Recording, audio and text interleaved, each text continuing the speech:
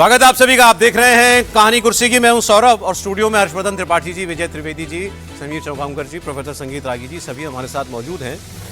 चलिए, जंतर मंतर पर प्रदर्शन खत्म हो गया क्योंकि सरकार ने सारी मांगे प्रदर्शनकारियों की मान ली। अब जेनजी के इस प्रोटेस्ट से विपक्ष को बड़ी उम्मीद नजर आ रही होगी। जिस यूथ के दम पर मोदी सरकार पिछले 12 साल से सत्ता में है, यूथ का भी वोट मिला ही होगा ना। तो अब क्या वो यूथ चला गया, छिटक गया, अब वो सारा विरोधी हो गया? क्या यूथ किसी दुविधा में है? जो लोग इस आंदोलन में दिखे, क्या ये सारे सिर्फ मोदी के विरोधी ही हैं या इस मुद्दे को लेकर विरोध था? अभी तक हम चूंकि अब कुछ डेटा मैं आपको देता हूं, क्योंकि क्या मोदी की लोकप्रियता कैसे मापेंगे आप? किसी सर्वे से मापेंगे? किसी भी सर्वे से ज्यादा और प्रामाणिक होता है किसी इलेक्शन का रिजल्ट। तो वो मैं आपको कुछ डेटा दिखाने जा रहा हूं। यंग जनरेशन जो है वो हर चुनाव में बीजेपी की एक ताकत बनकर उभरी है सिंस 2014। 2019 के लोकसभा चुनाव की बात से शुरू करते हैं। 40% युवा वर्ग मोदी सरकार के साथ था, तब बीजेपी को 303 सीटें आई थी। 2024 लोकसभा चुनाव में 39% नौजवान वोटर बीजेपी के साथ आया था। 1% कम हुआ पिछली बार से। बीजेपी की सीटें लेकिन कम हुई। अब राहुल गांधी, अरविंद केजरीवाल, अखिलेश यादव सब जेनजी की तरफ देखते हैं। वो वोट तो सबको चाहिए। बीजेपी भी युवा वोटर का अपना ट्रैक और मजबूत करने के टारगेट को लेकर के काम करती है। और ये सारा डेटा देखिए आपके सामने जो है वो आएगा अलग अलग ईयर वाइज भी आएगा। 24 का, 19 का, 1999 से लेकर 2014 तक हमने पूरा जो है इसको ट्रैक किया है कि किस पार्टी को कितना वोट मिला। अच्छा, आरएसएस के प्रमुख मोहन भागवत ने, उन्होंने भी यूथ को लेकर एक बड़ा मैसेज दिया और उन्होंने कहा कि नई पीढ़ी को अपनापन देने की ज़रूरत है, संवाद करने की ज़रूरत है। उन्हें डिक्टेशन नहीं, डिस्कशन चाहिए, ऑर्डर नहीं, कंसेंसस। ये हमारा मैसेज होना चाहिए। नई पीढ़ी प्रश्न पूछती है, उनको तर्क बताना पड़ता है। जो सारा भौतिक साधनों से प्रचार का मारा उन पर होता है, उसमें से भूल भुलैया उत्पन्न हो, उनसे उनको बाहर निकालना पड़ता है। तो एक तो बहुत अधिक अपनापन देने की जरूरत है, समय देने की जरूरत है और संवाद करने की जरूरत है। डिक्टेशन नहीं, डिस्कशन, ऑर्डर नहीं, कॉन्सेंसस। अरे ये बयान मोहन भागवत जी का मेरे ख्याल से परसों का बयान है, लेकिन हाँ है बड़ा रेलेवेंट। और उस डेटा के साथ वो डेटा स्क्रीन पे रखिए जरा आप। भाई वो डेटा, ये डेटा का वो डेटा हम आपको इसलिए दिखा रहे हैं कि वो ऐसा नहीं कि जो जितने लोग अब ये कह देना कि सारा जेनजी मोदी का सिर्फ विरोधी है। इतनी बात जरूर ठीक है कि जो जेनजी है कहां से, कौन सी ईयर वर्ग से, किस उस तक कहते हैं सर जेनजी को? ईयर वाइज होता है ना। ये तो जेनजी तो हो गया, जेनजी होता है 1997 से लेकर 2012 तक, मतलब 14 से लेकर 29 साल तक का, मतलब 15 साल का, मतलब हर एक ग्रुप 15 साल का। 14 साल वाला वोटर नहीं है, लेकिन 14 साल वाला फोन चलाना जानता है। बच्चा जो घर में है वो अवेयर हो चुका है, वो टेक्नोलॉजी समझ रहा है, वो कनेक्ट कर रहा है लोगों के साथ, जुड़ा हुआ है वो। और उसको नहीं मालूम है कांग्रेस क्या है, राहुल गांधी क्या है, यूपीए क्या था, 10 साल मनमोहन सिंह प्रधान, उसको कोई मतलब नहीं। उसको ये पता है मेरे देश का प्रधानमंत्री नरेंद्र मोदी है, इतना पता है। और उसको ये पता है मेरे आसपास क्या हो रहा है। और 2029 तक वो क्योंकि जेनजी आता है 29 साल तक वाला, मतलब 30 साल तक वाला, वो क्या कर रहा है? वो नौकरी ढूंढ रहा है, उसको काम चाहिए, या वो परीक्षाएं दे रहा है, उसको रिजल्ट चाहिए, उसको दाखिला चाहिए कहीं। सो ये जो है ये वर्ग एक्चुअली एस्पिरेशन वाला है, और इसीलिए ये सरकार के लिए ज्यादा चुनौती है, क्योंकि इसको जो चाहिए वो सरकार ही दे सकती है। ऑपोजिशन के लिए बड़ा आसान है, अगर इसमें कहीं असंतोष हुआ उसको बड़ा बना देना। गलत तो नहीं सर कहीं बात, त्रिपाठी जी? ठीक बात है, लेकिन शुरुआत ही यहीं से करूं कि अभी तक तो सफल नहीं हो पाया अपोजिशन। और नरेंद्र मोदी से नाराजगी, लेकिन नरेंद्र मोदी से ही उम्मीद, ये भी यूथ के साथ दिख रहा है। और जो मैं थोड़ा जल्दी कर गया था, मुझे नहीं पता था कि 2:30 वाले में आप बात करेंगे, तो थोड़ा जल्दी। लेकिन आप जरा सोचिए, वो तो जेनजी से भी पीछे का मामला है ना। छोटे छोटे बच्चे अगर नरेंद्र मोदी के उस मिडनाइट स्टेटमेंट पर कमेंट कर रहे हैं, तो इसका मतलब वो अट्रैक्ट तो मोदी कर रहे हैं उनको। फिर अगर वो ये कह रहे हैं कि ये ऐसे होना चाहिए, ऐसे होना चाहिए, यानी उनके बीच में वो चर्चा हो रही। और मेरा एक बड़ा स्पष्ट मानना है, मैं ये लगातार कहता भी रहा हूं कि नरेंद्र मोदी कई बार, मतलब अहंकारी भी दिखते हैं, अरे नहीं करेंगे, जो करना हो कर लो, लेकिन सबसे ज्यादा फ्लेक्सिबल पॉलिटिशियन है वो आदमी। मतलब उनको अगर समझ में आ गया कि इस एक चीज से ठीक हो सकता है तो वो काम वो ठीक कर लेंगे। लेकिन चूंकि उनको पता है कि एडमिनिस्ट्रेटर के तौर पर आप हर वक्त झुके झुके से दिखें तो ये तो बड़ा खराब एडमिनिस्ट्रेटर होता है। तो एडमिनिस्ट्रेटर को तो हमेशा ताकतवर दिखना चाहिए, एकदम जो कहेगा जो करेगा एकदम अड़ा रहेगा। लेकिन जरूरत पड़ी तो झुक गए, और इस बार भी ये होता हुआ दिखा। मुझे लगता है इसकी वजह से अभी भी वो गैप भी देख लीजिए ना, 18 से 35 साल वाला, ये हाँ 39 और 21 24 का ही तो है ये। तो ये लगभग 40% वोट मोदी को मिला, मोदी को मिला, 21% वोट। तो ये बहुत बड़ा नंबर है। और अगर सरकार ने कोर्स करेक्शन कर लिया, जैसे कई बार कहते हैं ना, जैसे मोदी जी का एक वो प्रिय डायलॉग है कि ईश्वर ने मुझे ही इसके लिए भेजा, इस काम के लिए। अगर कहीं ईश्वर ने उनको शिक्षा के सुधार के काम के लिए भेज दिया होगा तो आप समझिए नेक्स्ट 20 इयर्स तो फिर आप कोई लड़ाई लड़ ही नहीं पाएंगे, अगर इस सरकार ने उसको कर दिया।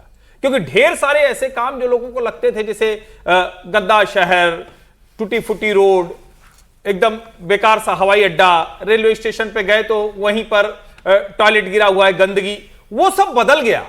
लेकिन अगर शिक्षा के क्षेत्र में ये हो पाए, और इसमें एक बड़ी चीज है, बड़ी तेजी में प्राइवेट और पब्लिक यूनिवर्सिटी बढ़ी है। आप जरा सोचिए ना, एक साथ अगर इतना तेजी में बढ़ेगा तो उसको क्वालिटी करना मुश्किल हो रहा है। क्योंकि आप वो बच्चे पढ़ के निकल रहे हैं, कहने को तो कोर्स खूब खुल गए, खूब बढ़िया हो गया, लेकिन ना तो उतने बढ़िया टीचर तैयार हुए, ना उतने अच्छे बच्चे तैयार हुए। अब जब दोनों नहीं तैयार हुए तो लेकिन नौकरी तो दोनों को चाहिए, लड़ाई में उसी है। तो जो दोनों के बीच का अंतर है बहुत बड़ा। अगर एजुकेशनल रिफॉर्म नरेंद्र मोदी की सरकार कर पाई तो सचमुच नेक्स्ट 20 ईयर जो यूथ होगा शायद कहीं और देखना भी पसंद नहीं करेगा, अगर कर पाई तो। अरे एक फर्क और है, ये आप देखिए इसको, खास तौर पर जब से स्मार्टफोन आया, फोन भी तो डेवलप हुआ ना सबके साथ, एज के साथ। तो पहले वो छोटा वाला फोन जो है जिससे केवल बात हो पाती है, वो था शुरुआत में।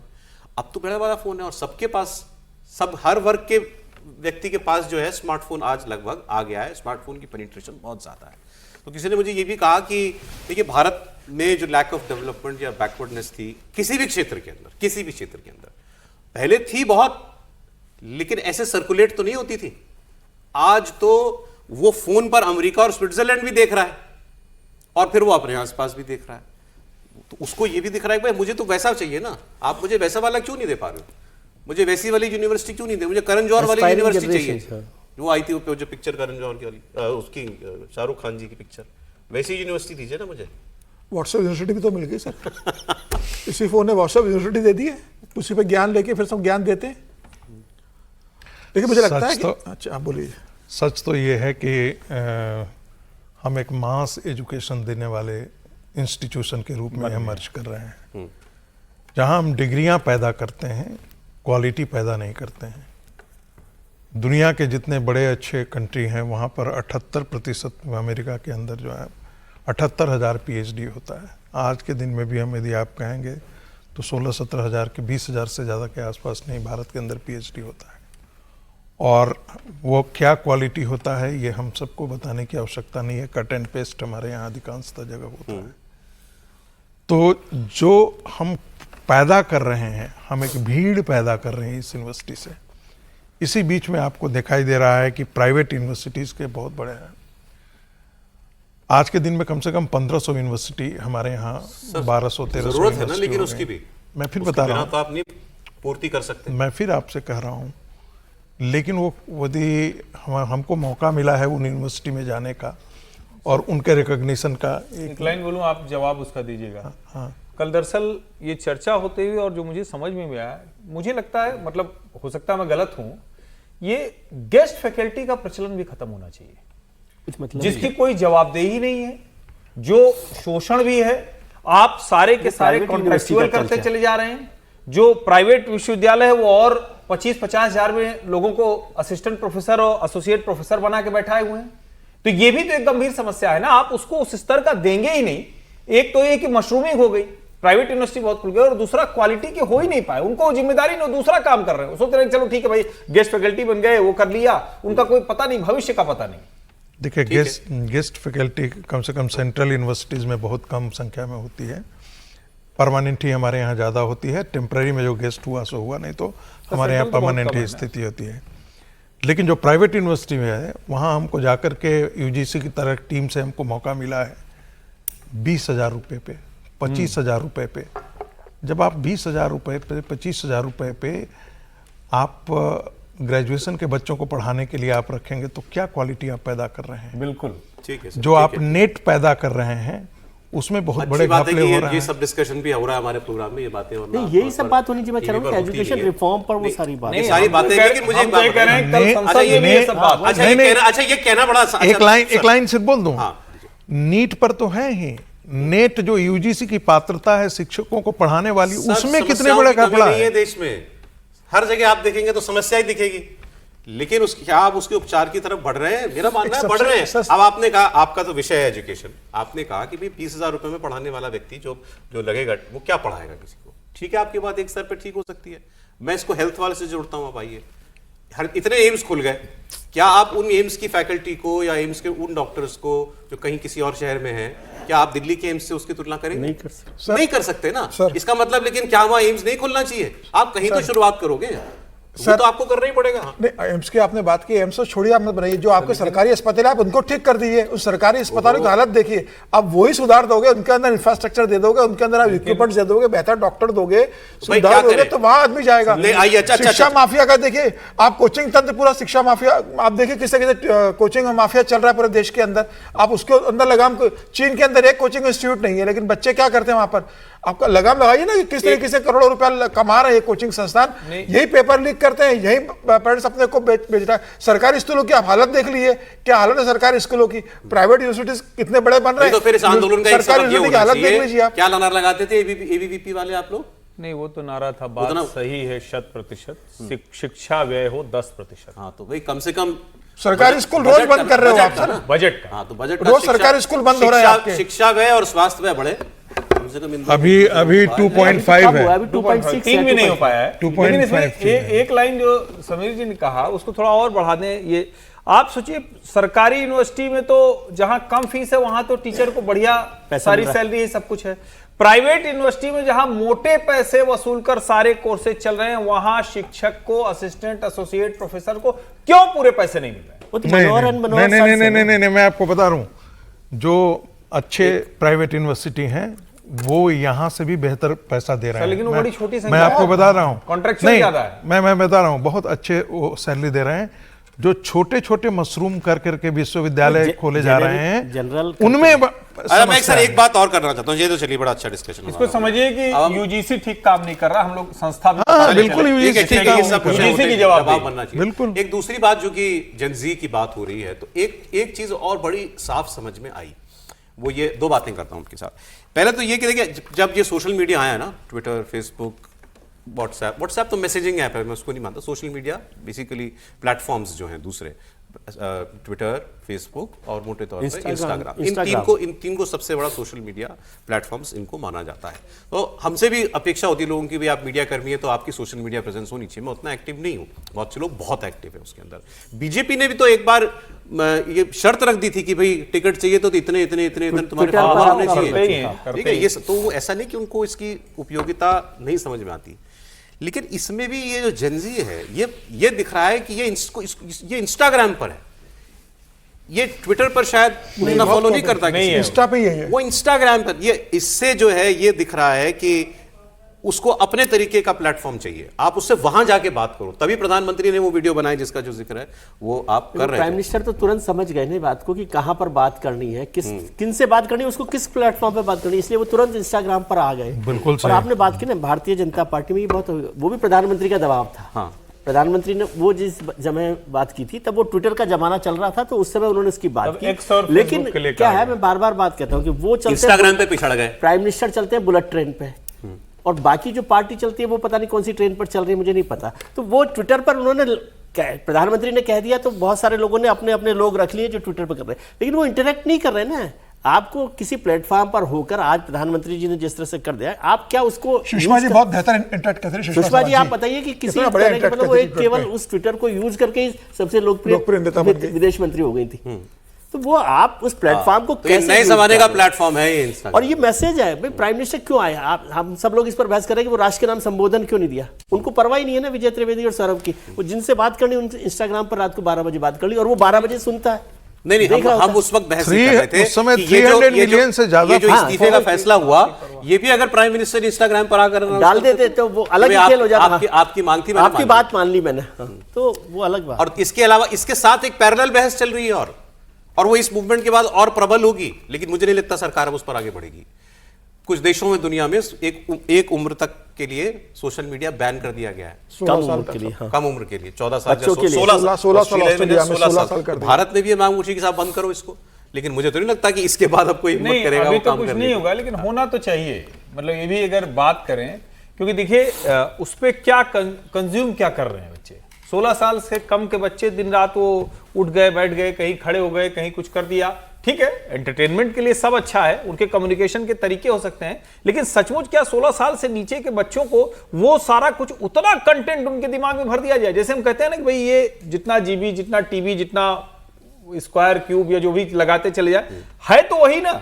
उसको प्रोसेस करने की आपकी प्रोसेसिंग अगर पूरी की पूरी उसी तरह के कंटेंट से हो रही है, तो आपका आउटपुट भी उसी से आएगा। भाई जैसे YouTube है, YouTube ने बड़ा क्लियर किया कि वो उसने बच्चों के लिए एक अलग दिया, अलग कर दिया कि भाई इसमें वैसा कंटेंट नहीं होगा जो YouTube पे आपको कुछ भी देख सकते हो। मुझे नहीं पता इंस्टाग्राम पे या किसी और जगह इंस्टाग्राम पे पर अभी वहां तो आप सब कुछ, वहां पे तो आप जो कुछ दुनिया परोस रही है सब कुछ नहीं, देख आप चाहें तो कर सकते खुला हैं, मैदान है चाहें तो जैसा। कर सकते हैं। जैसे वो लॉक करके मतलब हमें उसका मैसेज आएगा, पेरेंटल लॉक होता है, Parental पेरेंटल lock गाइडेंस के होता है, वो सब होता है। लेकिन मैं तो ये मानता हूं कि 16 साल तक बच्चों को क्यों इसको देना? भाई अपने माँ बाप से बात करें, दोस्त से बात करें, बगल वाले से बात करें, दुनिया देखें, किताब आप देखें, रोक नहीं सब सकते, छूट जाएगा। नहीं रोक सकते। वो नहीं रोक सकते ना, अब आप- जमाना अब ये- बदल अब वो गया, आ गया, जमाना स्कूल बदल का गया। सर, अब उससे अब नहीं स्कूल रोक का सकते। होमवर्क बच्चों को मोबाइल के मैसेज सर व्हाट्सएप पे मोबाइल आता है। प्रॉब्लम नहीं है, प्रॉब्लम है आप जो कंटेंट परोस रहे हैं। अब आप इंस्टाग्राम पर तो अश्लील रील भी आती है, क्या वो बच्चे के सामने जाने से रोक सकते हो आप? सर आपको क्षणिक कर दे रही है असली समस्या, समझिए। इंटरनेट से समस्या नहीं है। इंटरनेट पे कहां आप बैठ के पढ़ेंगे, कोई न्यूज पढ़ेंगे या कोई खबर पढ़ेंगे या कोई रिसर्च और पढ़ेंगे? आप यूं स्वाइप करेंगे 15 सेकंड, 20 सेकंड, 30 सेकंड, खत्म। ये खतरनाक है, ये भी एक पहलू इस खतरनाक आंदोलन है। की मैसेजिंग हुई इंस्टाग्राम से? नहीं, निश्चित तौर पर बहुत जम के बहुत हुई, हुई, बहुत जम के बहुत- हुई। बहुत हुई। और इसीलिए मैं कह रहा हूं कि इसका जो जिसको हम कहते हैं ना कि एक तो मैसेजिंग है, दूसरा जो मीम्स मैसेजिंग है वो कहां तक जाएगी ये भी देखना पड़ेगा। सरकार को कम्युनिकेशन के तरीके बदलने पड़ेंगे, लेकिन ओवरऑल कम्युनिकेट कैसे करें, और जो जिसको हम बार बार कह रहे हैं कि जेनजी या जो उसके बाद वाला भी हो गया है, वो कैसे कम्युनिकेट करेगा, इस पर भी नजर रखनी चाहिए। दूसरा एक ये लाइन कि में छोटी सी हाँ, बोल बोलिए दूं सर, कि बोलिए। बच्चों की बात हम सब लोग कर रहे हैं, लेकिन अभी इस पूरे आंदोलन का प्रधानमंत्री का जो मैसेज है ना वो ये है कि हमें अब उनको समझने की जरूरत है। वो तो जो समझ रहे हैं वो समझ रहे हैं, उसको रोकना तो मुश्किल काम है। वही मोहन बाबू जी आप ने जो कहा। नई जनरेशन है, वही जो मोहन नए जी ने यंग कहा। लोग हैं, उनको समझने की कोशिश हमें करनी है। बाला साहब देवरस की एक बात मुझे याद आती है कि बोले ये जिंदगी का ये कॉन्सेप्ट खत्म कर दीजिए कि ओल्ड इज ऑलवेज गोल्ड। वो आपको ब्लॉक करता है नई चीजों को समझने से। और इस मामले में मैं हमेशा प्रधानमंत्री की तारीफ करता हूं कि वो कहीं से भी आगे निकल जाते हैं। जहां आप सोच रहे होते हैं वो उनको समझ में आता है कि किस जगह पर पहुंचना है, वो इमीडिएट इफेक्ट से उसके साथ चलते हैं। हम लोगों की, हम तो विद्वान है ना खुद ही, तो हम नहीं समझना चाहते कि क्या हो रहा है। तो मैं समझ रहा हूँ कि बच्चों को तो जो कर रहे हैं वो कर रहे हैं। आपको तो विद्वान हम लोग नहीं मानते हैं। नहीं नहीं, मैं कह रहा हूँ हमें बच्चों को, नेक्स्ट जनरेशन को समझने की जरूरत है। इस पूरे आंदोलन का मैसेज भी यही है, हमने उसको नहीं आप समझा। कोई गैप महसूस करते हैं क्या? आप तो बच्चों से इंटरेक्ट करते हैं, आपके पास तो वही बच्चा आता है जो 12वीं पास करके आता है। कितने साल, 16, 17, 18 साल का बच्चा आता है? हाँ बिल्कुल। नहीं, वो आज के दिन में वो टेक्नोलॉजी में बहुत आगे हैं, बहुत आगे हैं। जो चीज़ें हम लोग सोचते थे, हम लोग जाते हैं कोई चीज़ जब पढ़ाने जाते हैं तो हमारे लिए बहुत चैलेंजिंग है। हाँ, वही तो। क्योंकि इतनी पहले जब हम जब देते थे उनको तो लगता था कि हम ही दे रहे हैं, वही अंतिम है, उसके बाद हम उनको रीडिंग लिस्ट देंगे। लेकिन जब हम पढ़ा रहे होते हैं तो उसी समय वो एआई को डिक्टेट करते हैं और कहते हैं कि जो पढ़ा रहा है ये ठीक है, फैक्ट पढ़ रहा है या नहीं नहीं। पढ़ा, अच्छा चेक कर लेते हैं तभी। हाँ एकदम ठीक और नहीं फिर है, आपके इसके आगे क्या है, क्या और बात काउंटर होगी? क्वेश्चन आ जाता है। लेकिन फोन्स अलाउड है सबको? फोन से अलाउड है हमारे क्लास में। हम अपना क्लास में इस मामले में बहुत स्ट्रिक्ट हैं कि जब 2 घंटे का क्लास है तो उस समय कोई अलाउड नहीं है इन सब चीज़ों को। इस मामला में मैं डिक्टेटर हूँ अपने क्लास का लिए। ऐसा विद्यार्थी भी मानते हैं कि भाई जो चलाना है चला लो, जब सर आ यहाँ भी गए सब तो मानते फिर नहीं मानते। समझेंगे। हाँ, लेकिन एक फोन अलग- सबके पास है, हर बच्चे के पास जो है। दूसरी बात है कि अब हो क्या गया है कि टेक्नोलॉजी इतनी आ गई है कि आप उनको कोई असाइनमेंट दीजिए, तुरंत वो इस AI पे डालते हैं और AI पे डाल करके उसको निकालते हैं और निकाल करके अपने लैंग्वेज में उसको ट्रांसलेट करके आपको दे देंगे। लगेगा दुनिया का कितना शानदार ये पेपर लिख करके ले आया है। मज़ेदार बात है, हम लोग हमारे पास सॉफ्टवेयर है पकड़ने का कि AI कितना यूज हुआ है, प्लेगराइज कितना हुआ है, इसका भी वो काउंटर निकाल करके खड़े हुए हैं। एक चीज जरा से समय कमी है, लेकिन इस विषय पर बात हो जानी चाहिए। ठीक है, सरकार ने सारी मांगे मान ली, सब कुछ सबको यंग जनरेशन को समझना पड़ेगा, उनके मुद्दे समझने पड़ेंगे, हमें भी समझना पड़ेगा, हमें भी उनके प्लेटफॉर्म्स पर जाकर के इंटरेक्ट करना पड़ेगा, सब ओके फाइन। इस पूरे प्रकरण में एक चीज और जो सबने ऑब्जर्व की, उससे कोई इंकार नहीं कर सकता। अभी आपने लैंग्वेज शब्द इस्तेमाल किया, भाषा। जो भाषा बोली जा रही थी, जो नारे लिखे जा रहे थे, गालियां थी, वीडियो बनाए जा रहे थे, गालियां थी, बेसिक सब गालियां। किसको दी छोड़ दीजिए, बात मैं कह रहा हूं, किसी ने कहा कि क्या पढ़ा रहे हो आप लोग स्कूलों में, कॉलेजों में, क्या पढ़ा रहे हो? नहीं, जो कहां से आ रहा है ये जो घरों में तो नहीं बताया जाता। नहीं, आपने सही कहा, ये बहुत अच्छा सवाल किया। और ये इंटरनेट की भाषा है, ये इंस्टाग्राम की भाषा है, ये ट्विटर की भाषा है। हम एक हिंदी में बोलते हैं प्रयत्न लागो, माट साहब बोलते थे ना, हाँ, मास्टर साहब बोलने की जगह माट साहब बोलते थे। तो इंटरनेट पर ऐसी जिन चीजों को पहले हम समझते थे कि अरे बाप रे, ठीक है, वो ये भी उनके टेक्नोलॉजी की देन है, वो ठीक है। उनके लिए सामान्य शब्द हो बोले गया सर, है। आपके तो इसी आयु वर्ग के नहीं बिल्कुल, बालक हैं। लेकिन देखिए इसमें मतलब मैं तो ये मानता हूं कि इसमें शिक्षकों का तो दोष है, उनसे ज्यादा बड़ा अभिभावकों का दोष है। आप जब दिन भर रील में लगे हुए हैं तो आप उनको कौन सी भाषा बताएंगे, उससे ज्यादा तो वो भाषा वो सीख रहे हैं। आपकी भाषा तो बात ही नहीं हो रही ना। आपका बच्चा अगर 7 घंटे 8 घंटे से लेकर 16 घंटे अपने कमरे में रहता है तो फिर आप तो बात ही नहीं कर रहे हैं। और मेरा ये मानना है कि आपका ये बच्चा किस न्यूक्लियर क्लास में है जी, आपका बच्चा किस क्लास में है? दोनों का इस बार बोर्ड है, 12वीं 10वीं। 12वीं 10वीं। तो हम उसी आयु वर्ग की बात कर रहे हैं। इसीलिए मैं कह रहा हूं, और मेरी उनसे बात हुई है, इसलिए मैं कह रहा हूं कि 2 लेयर में आंदोलन। लेकिन यह भी सच है कि आप अगर उनसे बात करते हैं, अगर आप उनको कन्विंस करते हैं, अपने लॉजिक्स देते हैं, तो वो रिसीव भी करते हैं। कहीं कहीं वो अड़ते हैं, ऐसा नहीं, कहीं कहीं वो अड़ जाते हैं, कन्विंस करना जरूरी है, लेकिन वो कन्विंस करिए तो। दूसरा, क्या आप उनको अपने आसपास का समाज समझा रहे हैं या वो अपने पीयर ग्रुप में ही, सोसाइटी का जो दूसरा पीयर ग्रुप है उसमें भी आप ले जा रहे हैं क्या? और अगर आप माँ बाप के तौर पर नहीं ले जा रहे हो, करेंगे अरे टीचर क्या सिखा रही है, एक टीचर को 40 बच्चे हैं उसको आप दोष दे देंगे, आपके 2 बच्चा 1 बच्चा उसका आप जिम्मेदारी नहीं लेंगे, तो असली संकट वहां है। तो लैंग्वेज वो जहां से सीख रहा है, आपकी अपनी भाषा इस आंदोलन ने बहुत कुछ पेरेंट्स सीखने को दिया है। पेरेंट्स ऐसे भी जो घर में गाली देते हैं, मतलब पेरेंट्स भी ऐसे जो घर में गाली बहुत नॉर्मल बोलते हैं। सर, गाली की बात वैसे तो यह है कि सबको पता है कि वो जो आप अपने उस पर क्या कहते हैं, OTT पर जो ऐप पे देखते हो, जितने सीरियल और वो सब कुछ, उसमें क्या भाषा नहीं होती है, उस पर कोई रोक है? सारी गालियां तो वहीं दिख जाती है। और अब कितना रोकोगे आपके बच्चे को कमरे में भेजो, हमको देखना है ये वाला सीरियल? नहीं, मैंने कहा बैठा है सौरभ जी, भाई टापू नहीं है ना। एक छोटा सा, अच्छा आपने कहा, उसको ये पता होना कि गाली देना गलत है, वो जनरलाइज ना हो जाए। मैंने गाली दिया यार, ठीक है, मेरा दोस्त भी गाली देता है, नहीं गाली अगर किसी ने दिया तो गलत है, तो ये एहसास होना चाहिए।